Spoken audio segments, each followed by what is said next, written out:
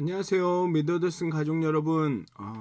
이번 한 주도 또 오늘 하루도 하나님께 가까이 가시는, 하나님에게로 돌아가시는 그런 한 주가 되셨으면 좋겠습니다. 또 그 하루에 1시간 30분씩 앨리스트 적어도 30분 정도씩 기도하시는 여러분들이 되셨으면 좋겠습니다. 사도신경 하심으로 1월 17일 화요일 새벽 예배를 시작하도록 하겠습니다. 전능하사 천지를 만드신 하나님 아버지를 내가 믿사오며 그 외아들 우리 주 예수 그리스도를 믿사오니 이는 성령으로 잉태하사 동정녀 마리아에게 나시고 본디오 빌라도에게 고난을 받으사 십자가에 못 박혀 죽으시고 장사한 지 사흘 만에 죽은 자 가운데서 다시 살아나시며 하늘에 오르사 전능하신 하나님 우편에 앉아 계시다가 저희로서 산자와 죽은 자를 심판하러 오시리라. 성령을 믿사오며 거룩한 공회와 성도가 서로 교통하는 것과 죄를 사하여 주시는 것과 몸이 다시 사는 것과 영원히 사는 것을 믿사옵나이다. 아멘. 찬송가 425장 함께 찬양하시겠습니다. 주님의 뜻을 이루소서. 찬송가 425장입니다. 주님의 뜻을 이루소서. 함께 찬양하시겠습니다.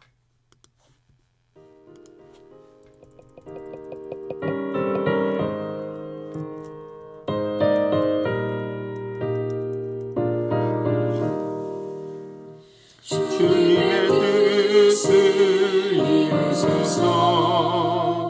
고요한 중에 기다리니 진흙과 같은 날 빚으사 주님의 형상 만드소서. 주님의 뜻을 이루소서. 주님 발 앞에 엎드리니 나의 맘속을 살피시사 눈보다 희게 하옵소서.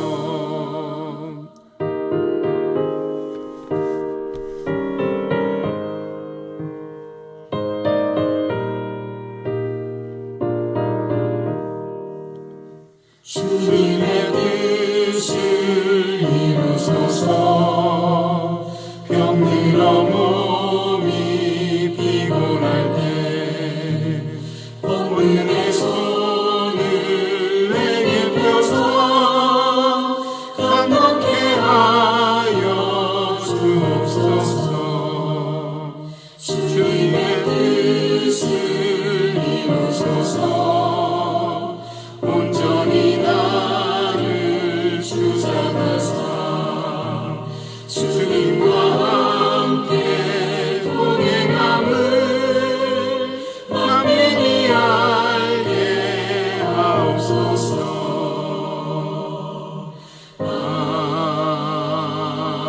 아멘. 기도하시겠습니다. 하나님 이 아침에도 하나님 앞에 나갑니다. 하나님 말씀을 묵상하며 기도하며 찬양하며 나갑니다. 하나님 주님의 뜻을 우리에게 알게 하여 주시옵소서. 우리의 마음을 새롭게 하시고 하나님 우리의 마음을 변화시켜 주셔서 정말 하나님의 선하시고 온전하시고 의로우신 뜻이 무엇인지를 알 수 있도록 하나님 우리가 마음이 바뀌었을 때 우리의 마음이 하나님께 고정되었을 때 우리의 시선이 하나님께 향하였을 때 우리가 하나님의 온전한 뜻을 알 수 있음을 하나님 알게 하시고 우리가 오늘 하루 하나님과 가까이 가며 하나님에게 향하며 하나님에게 돌이킴으로 하나님의 뜻이 무엇인지 깨달아 알 수 있도록 하나님 우리를 인도하여 주시옵소서. 우리가 30분 혹은 1시간 오늘 기도할 때 하나님께서 하나님의 것으로 우리의 마음을 채워주시고 하나님의 음성을 듣게 하여 주시고 하나님의 뜻을 발견하는 귀한 시간이 되게 하여 주시옵소서. 감사합니다. 예수님의 이름으로 기도하였습니다. 아멘. 오늘 함께 나누실 말씀은 신명기 27장 1절에서 26절까지의 말씀입니다. 신명기 27장 1절에서 26절까지의 말씀입니다. 제가 조금 빠르게 봉독하도록 하겠습니다. 신명기 27장 1절에서 26절까지의 말씀입니다.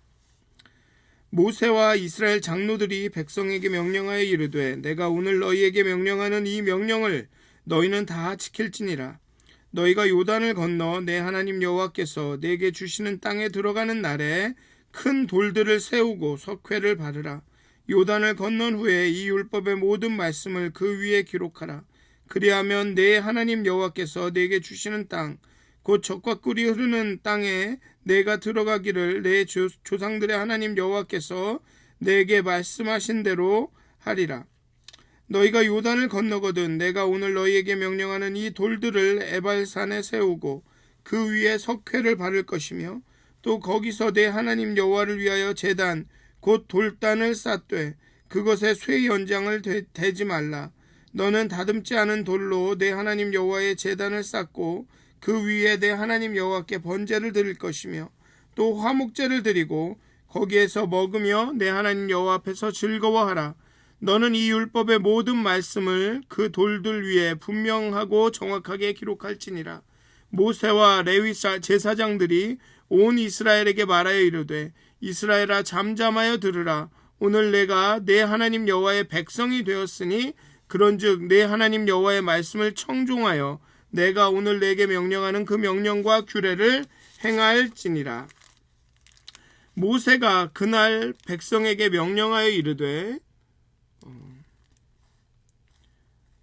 너희가 요단을 건넌 후에 시므온과 레위와 유다와 이사갈과 요셉과 베냐민은 백성을 축복하기 위하여 그리심 산에 서고 르우벤과 갓과 아셀과 스불론과 단과 납달리는 저주하기 위하여 에발산에 서고 레위 사람은 큰 소리로 이스라엘 모든 사람에게 말하여 이르기를 장색의 손으로 조각하였거나 부어 만든 우상은 여호와께 가증하니 그것을 만들어 은밀히 세우는 자는 저주를 받을 것이라 할 것이요 모든 백성은 응답하여 말하되 아멘 할지니라.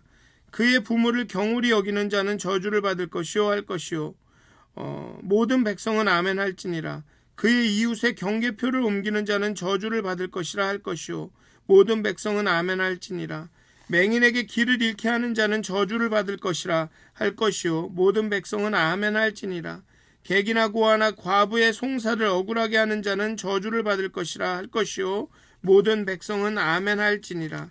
그의 아버지의 아내와 동침하는 자는 그의 아버지의 하체를 드러냈으니 저주를 받을 것이라 할 것이요 모든 백성은 아멘 할지니라. 짐승과 교합하는 모든 자는 저주받을 것이라 할 것이요 모든 백성은 아멘 할지니라. 그의 자매 곧 그의 아버지의 딸이나 어머니의 딸과 동침하는 자는 저주를 받을 것이라 할 것이요 모든 백성은 아멘 할지니라.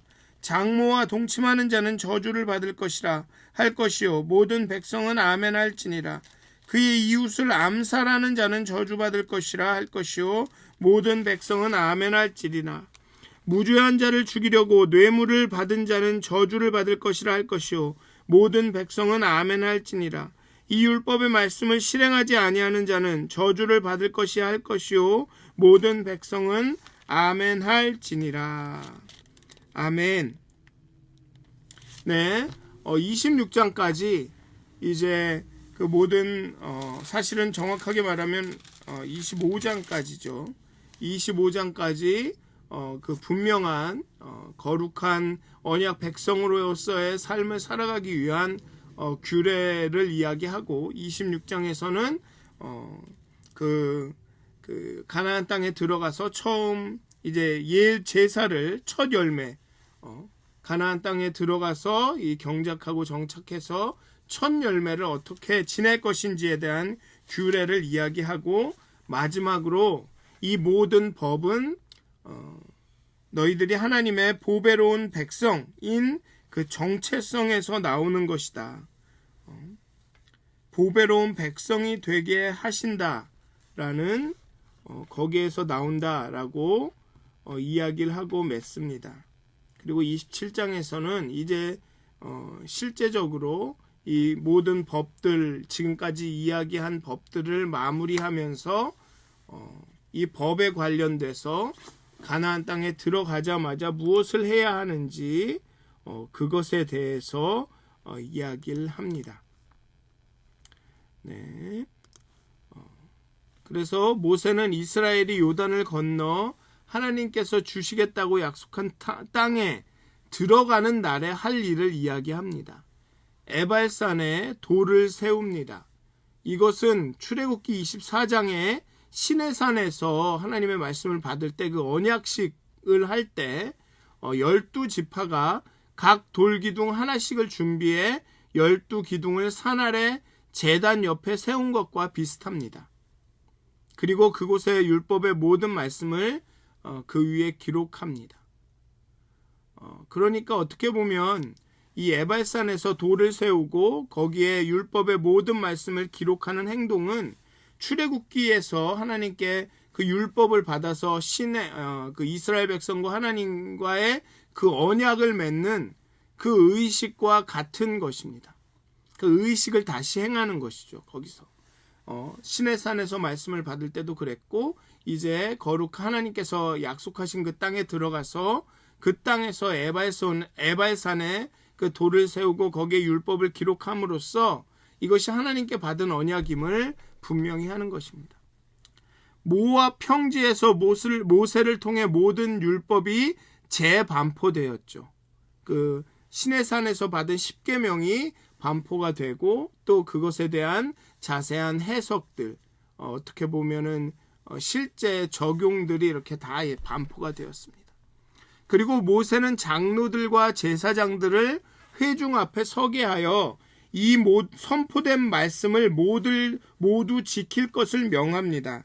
여기 보면 모세와 1절에 27장 1절에 모세와 이스라엘 장로들이 백성에게 명령하여 이르되 이렇게 나오죠. 그래서 이 명령을 너희는 다 지킬지니라 라고 나오고, 그 다음에 9절에 보면 모세와 레위 제사장들이 온 이스라엘에게 말하여 이르되 이스라엘아 잠잠하여 들으라 라고 말합니다. 장로들과 제사장들을 회중 앞에 서게 해서 이 선포된 말씀을 모두 지킬 것을 명합니다.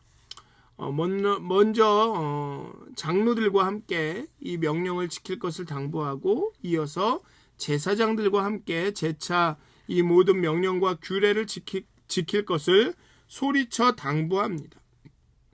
다시 말하면 이 돌을 세우고 말씀을 기록하고 이제 축복과 저주의 그 언약식을 거행하라고 합니다. 가서 돌 위에 율법의 말씀을 기록하라는 것은 율법이 영구하다라는 것을 시사합니다. 율법은 대대로 전해져야 하며 대대로 이스라엘은 그 율법을 지켜야 합니다. 모세 자신은 곧 이제 유명을 달리할 것이기 때문에 이 마지막 연설이 설교가 끝나고 곧 유명을 달리할 것이기 때문에 그가 죽으면 율법의 정통성이 소멸할지도 모릅니다. 모세가 죽었는데 하고. 그래서 오늘 본문의 모세는 장로들과 레위 제사장들과 함께 이스라엘에게 권면합니다. 그리고 그 말씀을 돌 위에 기록하라고 말하죠. 여호와의 말씀을 청종하여 내가 오늘 네게 명령하는 그 명령과 규례를 행하라 라고 말합니다. 장로들과 제사장들이 함께 말하였으니 모세 사후에도 모세의 권면은, 이 율법은 힘을 얻게 되는 것입니다. 그렇게 하나님의 언약은 대대로 지속되어야 하는 것입니다. 하나님의 율법은 영구하다라는 것을 이 모든 행동이 보여주고 있습니다. 또한 이 축복과 저주의 언약식은 율법의 명료성을 보여줍니다. 8절에 이 율법의 모든 말씀을 그 돌들 위에 분명하고 정확하게 기록할지니라 라고 말하고 있습니다. 구약 율법의 중요한 특징은 모두가 접근할 수 있고 모두가 이해할 수 있으며 모두가 지킬 수 있다고 상정한다는 점입니다. 율법이 소수 계층, 뭐 엘리트나 뭐 이런 사람들만이 이해할 수 있는 모호한 말이나 복잡한 표현으로 쓰여져서는 안 됩니다. 지금도 뭐 의사나 변호사, 법관이나 뭐 이런 사람들의 그 전문 용어를 보면 일반인들이 쉽게 이해하지 못할 그런 법들입니다. 법규를 정해놓지만 거기에는 너무나도 많은 해석의 여지가 있고 또 용어도 낯설고 뭐 이러다 보니까는 요즘은 뭐 그런 얘기가 나오죠. 법의 법망을 교묘하게 피해서 그 편법을 사용한다든지 법을 지키지 않는다든지 그런 게 가능한 그런 시기 그렇죠. 요즘은. 그래서 뭐 흔한 농담으로 그런 얘기들이 있습니다. 뭐 법꾸라지, 뭐 법기술자 이런 말들을 하죠. 하지만 하나님의 율법은 명료하다는 것입니다. 분명하고 정확하다는 것이죠. 모든 사람이 읽는 모든 사람은 접근할 수 있고 모두가 이해할 수 있으며 모두가 지킬 수 있는 법이라고 상정한다는 점입니다. 그런데 이 법을 소수만 안다고 하고 소수만 소유하고 소수만 해석하고 옛날 캐톨릭 처치처럼 그러면 그것은 하나님의 율법이 아니라는 것입니다. 제사장은 이 율법을 분명하고 정확하게 백성에게 가르쳐야 한다는 것입니다. 돌을 세우고 율법을 거기에 새기고 그것을 준행하는 이 때와 장소가 또 이 율법의 의미를 보여줍니다. 계속적으로 26장부터인가요? 계속적으로 내가 하나님께서 주시겠다고 약속하신 그 땅에 들어갔을 때라는 말이 계속 반복됩니다. 너희가 요단을 건너는 때, 여호와께서 내게 주시는 땅에 들어갈 때, 그곳에서 내가 소산을 거둘 때, 자꾸만 그 장소와 시간이, 때와 장소가 말해지죠. 그 율법이 적용되는 그 때와 장소가 말해집니다. 이스라엘은 성취된 하나님의 약속과 하나님의 은혜를 경험한 후에 하나님께서 언약을 성취하신 후에 하나님께서 그들에게 은혜를 부어주셔서 애굽에서 구해내시고 가나안에서 정착하게 하신 후에 하나님의 은혜를 경험한 후에 율법과 그에 대한 헌신을 기념비적으로 표현하는 것입니다. 즉 율법을 새기고 율법을 준행하는 것은 돌을 세우고 율법을 새기고 그 율법을 준행하는 것은 하나님의 호의나 은혜를 얻기 위한 것이 아니라 하나님이 약속을 성취하신 것에 대한 반응입니다. 응당한 대답입니다. 하나님께서 은혜를 주신 것에 대한 반응입니다. 그러니 내가 율법을 지켰으니까 내가 심판을 받지 않겠네. 내가 복을 받겠네. 그런 게 아니라는 것입니다. 하나님은 전혀 마음이 없고 하나님은 전혀 복 줄 생각이 없는데 내가 율법을 잘 지키니까 아이고 이놈 이쁘다 그래 복을 줄게 이게 아니라는 것이죠. 하나님은 변하지 않으시고 우리를 예뻐하시고 기뻐하시고 복을 주시기를 원하시는 것입니다. 그런데 그에 따라서 율법을 지키느냐 안 지키느냐에 따라 그 복을 누리느냐 누리지 못하느냐가 있는 것이죠. 그리고 또 하나 이 전체의 의식은 이 언약식은 돌을 세우고 율법을 새기고 그 율법을 지키라라고 말하는 그 전체의 의식은 예배를 통해 이루어집니다. 제단을 쌓고 번제를 드리고 화목제를 드립니다. 제단 돌들은 쇠 연장을 대지 않은 다듬지 않은 돌들을 사용합니다. 제단에 어떠한 인공적인 건축 재료가 사용되지 말아야 한다는 뜻입니다. 구약에서는 사람 손이 타지 않은 자연 그대로를 여호와 앞에 바치고 원형의 보존을 가치 있게 보는 사례들이 자주 나타납니다.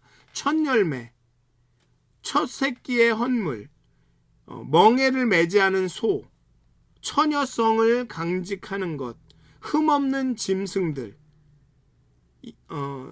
이런 예들이 있죠. 그러니까 순수한 그대로의 처음에 그 인공적이지 않은 그것을 하나님께 드려야 된다는 것입니다. 그러한 돌 제단 위에 번제들과 화목제물을 바쳐야 합니다. 번제는 가장 배타적인 제사입니다. 오직 하나님에게만 드리는 제사죠. 오직 하나님만 받으실 수 있습니다. 그 어떤 것도 나누지 않습니다. 모든 것을 다 하나님께 불태워 드립니다. 그리고 화목제는 제사를 드리고 난 후에 그 제물을 이웃과 나누어 먹습니다. 하나님의 사랑과 이웃 사랑이 그 땅에서 언약 갱신을 기념하는 예배까지 스며드는 것이죠. 율법을 지키되 율법의 정신이 무엇이냐 하면 하나님을 사랑하고 이웃을 사랑한다는 것입니다. 그게 우리 신명기를 처음 시작할 때 여러 번 반복됐던 이야기입니다. 율법의 정신, 율법을 지키는 이유, 하나님을 사랑하기 때문이라는 것입니다. 하나님을 사랑하고 이웃을 사랑하기 때문에 율법을 지킨다는 것이죠. 그게 정체성의 문제이고 사랑의 문제라는 것입니다. 그렇기 때문에 신약에서 예수님은 사랑이 율법을 완성한다라고 말씀하시는 것입니다. 그리고 9절과 10절에서 모세와 레위 제사장들이 이스라엘의 정체성을 말합니다. 하나님 여호와의 백성, 그리고 여호와의 말씀을 청종하고 명령과 규례를 행하라고 권면합니다. 앞부분에서도 26장에서도 16절에서 19절 사이에 의로운 말씀하신 대로 오늘 너를 그의 의로운 백성이 되게 하시고, 이 율법에는 의로운 백성이 되라, 하나님의 백성이 되라, 여호와의 백성이 되라 라는 말과 여호와의 백성이다 라는 선포와 그 여호와의 백성이 되게 하겠다 라는 이 세 가지 말들이 계속됩니다. 너희는 여호와의 백성이고 성민이고 보배로운 백성이다. 28장에 또 나옵니다. 너희는 여호와의 성민이라 라는 정체성, 또 율법을 지킬 때 너희는 여호와의 거룩, 여호와의 보배로운 백성이, 여호와의 백성이 성민이 될 것이다 라는 것, 그리고 여호와의 보배로운 백성이 성민이 여호와의 백성이 되라, 율법을 지키라 라는 명령, 이것이 계속 반복되어 나옵니다. 우리가 율법을 지키고 그리스도인으로서 사는 것은 우리의 순종의 결과이기도 하지만 그 먼저 우리의 정체성과 관련이 있다는 것입니다. 즉 우리의 정체성이 순종을 통해 나타날 때, 율법을 지킬 때 우리가 그리스도인이 된다는 것입니다. 우리가 그리스도인인데 그리스도인임이 드러난다는 것이죠. 그리스도인에게 주어지는 축복을 우리가 율법을 지킬 때 다 누릴 수 있다는 것입니다. 그러니 우리는 그리스도인이고 그리스도인이 돼야 하고 그리스도인이 될 것입니다. 그 얘기가 여기 26장, 7장, 8장에 계속 반복됩니다. 그 맥락에서 저주와 축복과 저주가 나오는 것이죠. 우리는 그리스도인인데, 그러니까 율법을 지켜야 축복을 받고 그리스도인이 되는 게 아니고 하나님의 백성이 되는 게 아니고, 우리는 하나님의 백성인데 축복을 받았는데 율법을 지키니 그 축복을 더 누릴 수 있게 되는 것입니다. 그게 신명기의 정신입니다. 정체성과 사랑에서 율법을 준행하는 것이 나오는 것입니다. 우리가 율법을 지키고 그리스도인으로 사는 것은 순종의 결과가 아니라, 우리가 순종하니까 하나님이 그렇게 해주신 것이 아니라 우리가 정체성이 그렇기 때문에 그렇게 사는 것이라는 것입니다. 그러니까 우리가 순종하지 못한다는 얘기는 아직 우리가 온전한 정체성을 갖지 못했다는 얘기라는 것입니다. 우리가 왜 내가 말씀대로 살지 못할까 하며 내 자신을 막 자책하고 자해하고 내가 살려고 막 할 게 아니라, 그리고 내가 그렇게 노력을 했는데 잘 안 돼서 아이고 불쌍해, 내가 이렇게 노력했는데 아우 이게 내가 못해서 못하는 게 아니고요. 잘 하려고 했는데요. 이게 잘 안 되는 거예요. 라고 변명할 것이 아니라 하나님께 가까이 가야 된다는 것이죠. 내가 정말 하나님을 내 마음에 온전히 품었는가? 내가 하나님의 사랑을 정말로 경험했는가? 십자가에서 죽으시고 부활하신 그 생명의 깊은 사랑을 내가 정말로 깨닫고 있는가? 그것을 고민해야 된다는 것입니다.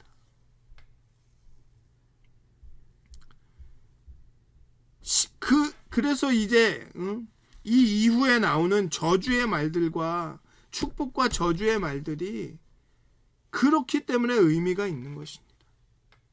이제 신명기 11장에서처럼 하나님은 이스라엘 앞에 복과 저주를 두십니다. 그리고 이스라엘에게 선택을 맡기는 거죠.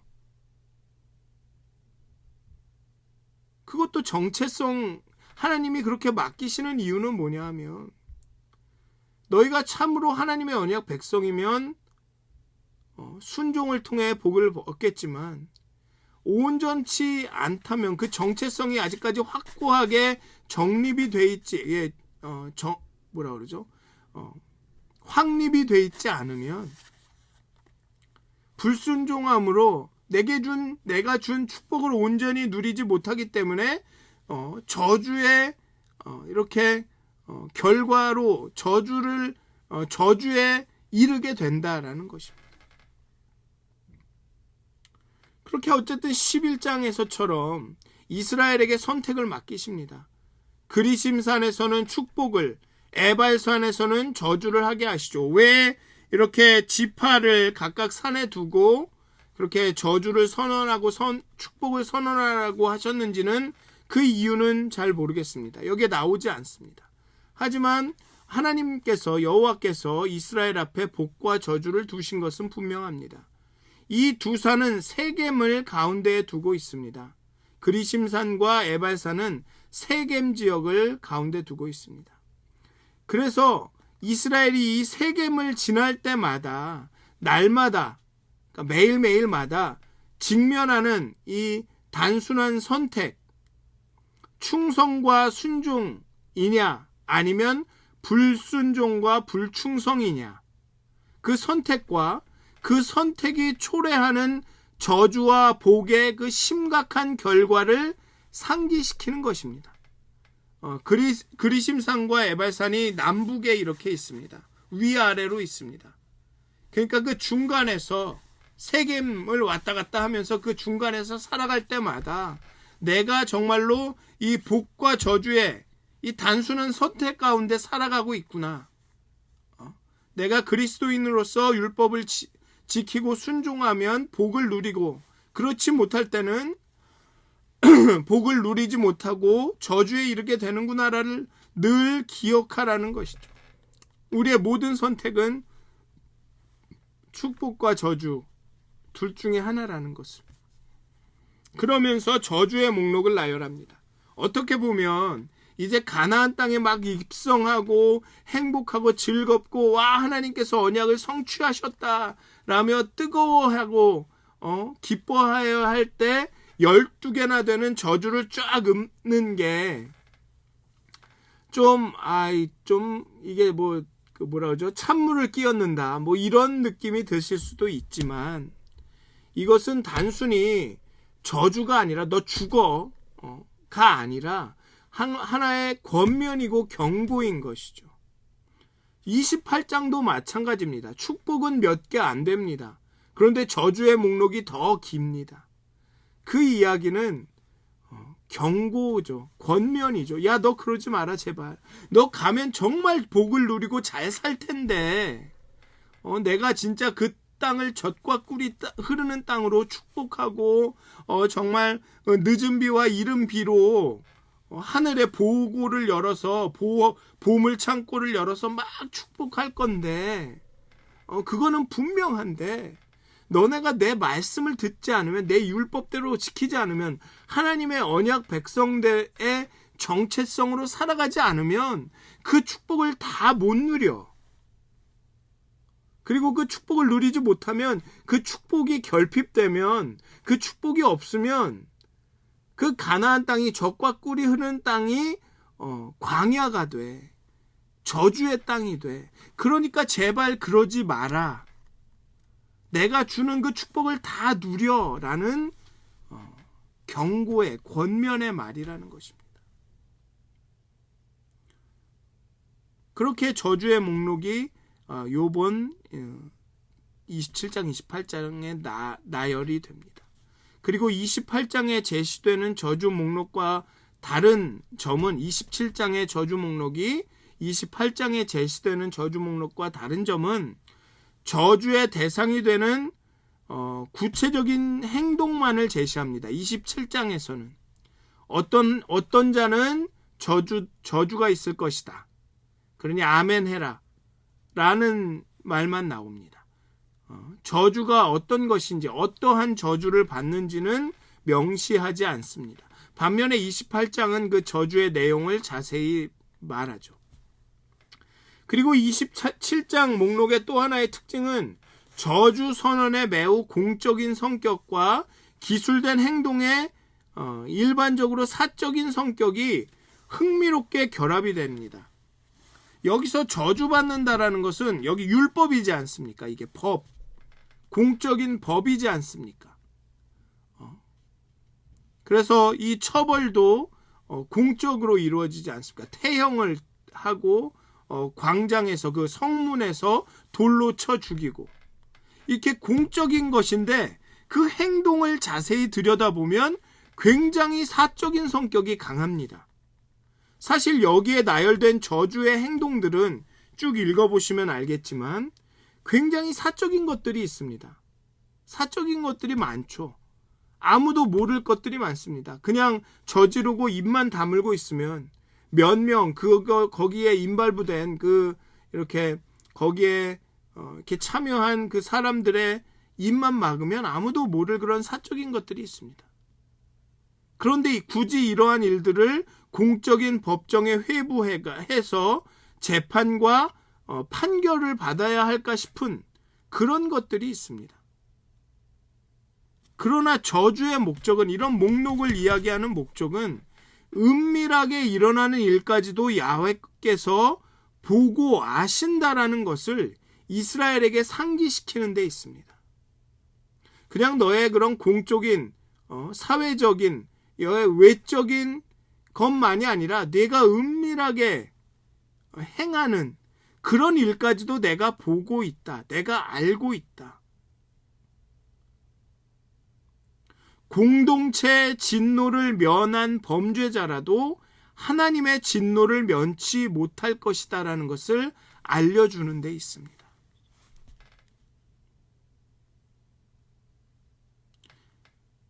또 한 가지 특징은 저주의 목록은 이스라엘 사회생활에 초점을 맞춥니다. 그러나 전체 목록은 전체를 따지면 야훼에게 충성할 것인가 우상을 쫓을 것인가라는 근본 질문과 연결이 됩니다. 앞에서 계속 살펴봤던 대부분의 그런 어떤 구체적인 행동 양식에 관한 법률들은 다 사회생활과 관련이 있습니다. 하지만 전체적으로 이 모든 것이 여호와께 충성하느냐, 우상을 쫓을 것이냐라는 그 근본 질문과 연결이 된다는 것이죠. 즉 계속 얘기되고 있는 것이 하나님을 사랑하면 인간도 사랑한다는 것입니다. 하나님에게 충성하면 인간을 소홀히 대할 수 없다라는 말입니다. 계속 이 신명기의 법은 그것을 이야기하고 있죠. 정체성이 순종으로 나타나는 것이고, 그리고 하나님을 사랑하는 것이 인간의 사랑으로 나타나는 것이고, 계속 말하고 있습니다. 거듭거듭 구약의 메시지는 엉뚱한 신들을 선택하면 사회가 부패한다는 것입니다. 그것이 가나안 땅의 우상이든 나의 탐욕이든 나의 교만함이든 어쨌든 하나님의 자리에 엉뚱한 것들을 올려놨을 때 사회가 부패한다는 것입니다. 그리스도인들이 하나님을 온전히 예배하지 않으면, 그리스도인의 정체성을 가지고 그 정체성대로 살아가지 않으면, 우리가 하나님께 가까이 가서 하나님의 뜻을 온전히 깨닫지 못하면 사회가 부패한다는 것입니다. 사회가 부패해서 교회가 부패되는 게 아니라 교회가 부패돼서 사회가 부패된다는 것입니다. 그게 신명기의 정신입니다. 성경에 나오는 유일신론은 결코 철학적이고 추상적인 신조나 이론이 아닙니다.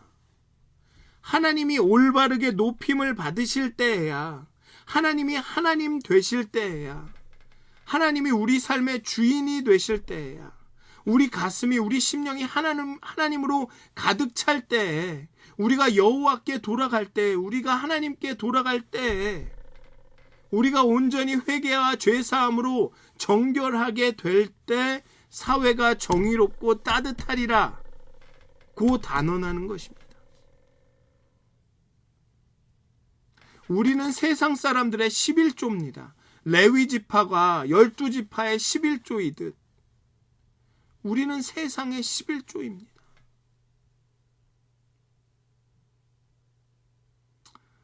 사랑하는 믿어진 가족 여러분, 이렇게 도전하고 싶습니다.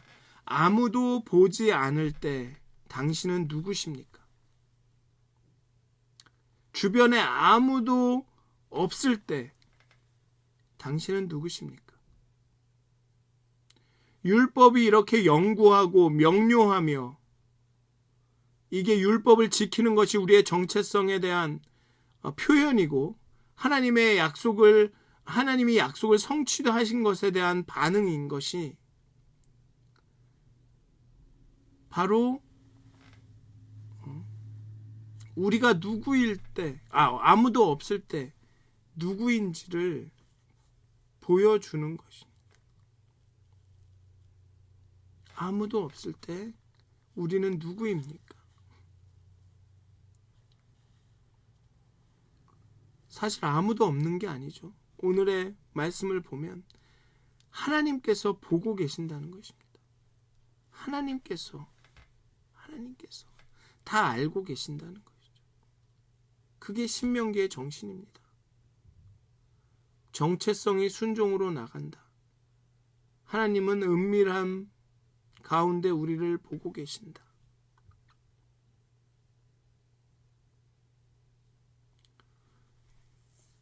그리고 하나님에 대한 사랑은 인간 사랑으로 나타난다. 사랑하는 믿어진 가족 여러분, 정말 오늘 하루도 하나님의 언약 백성으로 살아가시기 바랍니다. 주변에 누가 있든지 안 있든지, 누가 나를 보든지 안 보든지 하나님께서 우리를 보고 계신다라는 의식을 가지고 하나님께서 우리를 살피신다는 의식으로